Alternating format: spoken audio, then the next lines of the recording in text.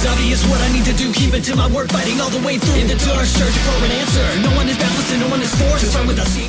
Hai, gue Nunu. Kali ini kita akan mengulas rekomendasi anime isekai dengan karakter utama MC seorang pahlawan atau bahasa Jepangnya tuh Yusa. Pahlawan yang gue maksud tentunya mereka yang dinobatkan menjadi pahlawan atau memiliki sifat kepahlawanan. Tentu saja jika berbicara isekai, ada yang MC-nya overpower, ada yang biasa aja, ada juga yang lemah tapi plot armornya GG. Oke, langsung saja, berikut ini adalah rekomendasi anime isekai dengan MC seorang pahlawan atau Yusa terbaik versi Nunu Scarlet.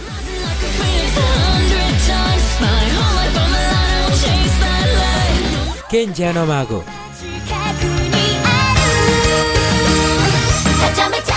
Pertama, ada anime isekai dengan MC seorang cucu pahlawan, terus jadi overpower dan jadi penolong semua orang. Ceritanya sih menghibur, cuma sudah terlalu mainstream dan santai. Seorang pria muda mokap dalam kecelakaan dan terlahir kembali menjadi bayi di isekai. Dia dirawat dan diberi nama Shin oleh sang pahlawan Merlin Walford. Shin dibesarkan dan diajari berbagai macam sihir. Ketika menginjak usia 15 tahun, Shin memulai perjalanannya sendiri ke ibu kota kerajaan Alseid untuk masuk ke akademi sihir. Namun Merlin lupa belum mengajarkan satu hal penting pada dirinya, yaitu tentang hidup bersosial dengan masyarakat. Tapi dibekali kekuatan OP dan pangkal sebagai MC, dia pun menjadi raja harem.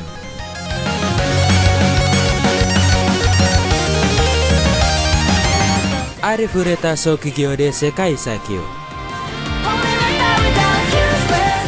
Di sini kita punya karakter utama yang awalnya culun terus jadi kuat gara-gara dibuang dan menunjukkan bahwa dirinya bisa menjadi yang terkuat. Naguma Hajime merupakan otaku yang kehidupan sederhananya mulai berubah setelah dia dan teman-teman kelasnya tiba-tiba terseret ke isekai. Mereka diperlakukan layaknya pahlawan dan ditugaskan untuk menyelamatkan umat manusia dari kepunahan. Tetapi suatu hari Naguma dikhianati dan ditinggalkan dalam dungeon. Budak itu pun stres dan warna rambutnya berubah jadi putih kayak Kaneki. Dia kemudian bertemu dengan vampire cantik bernama Yue dan berpetualang menyelamatkan dunia.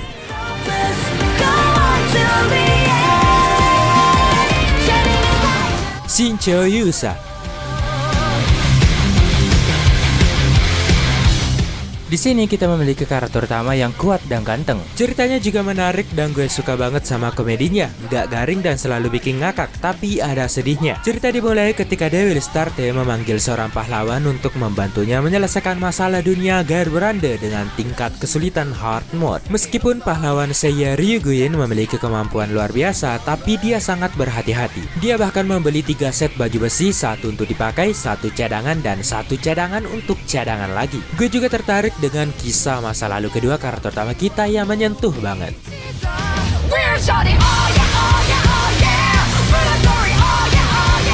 Drifters.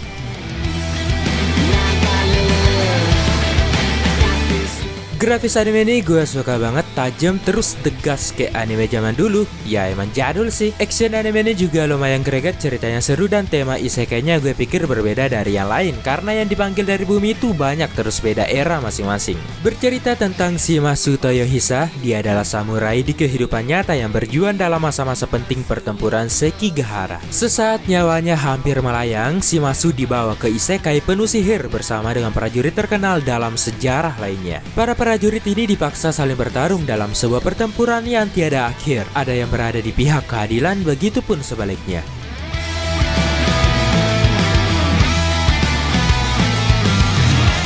Serenotsukaima.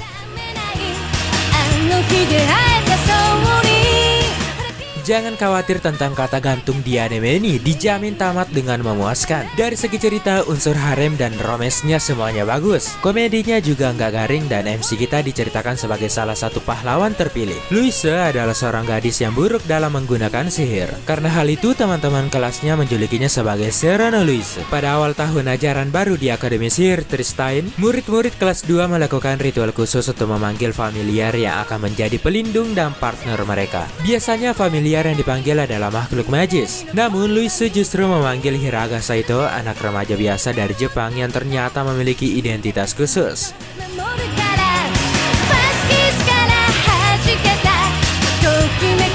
Genjutsu Sugi Yusa no Okoku Saikenki.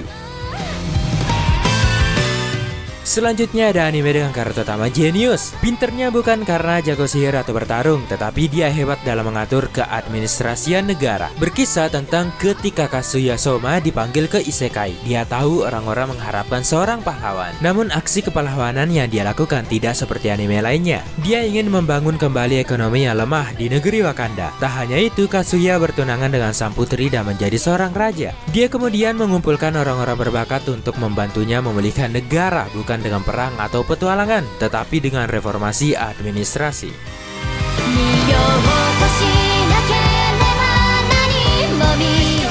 Tate no Yusa no Nariagari.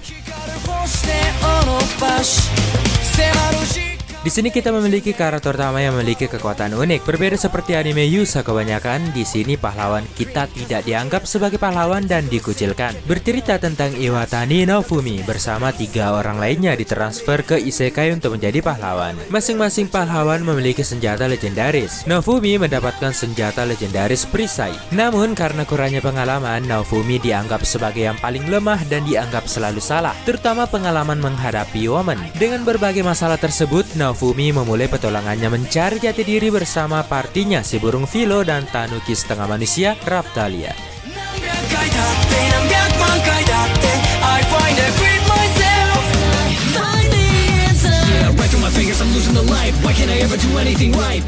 Itu dia rekomendasi anime isekai dengan MC seorang pahlawan atau Yusa yang bisa gue sharing kali ini. Semoga bermanfaat bagi yang suka anime isekai. Jangan lupa share dan salam anime lovers Indonesia.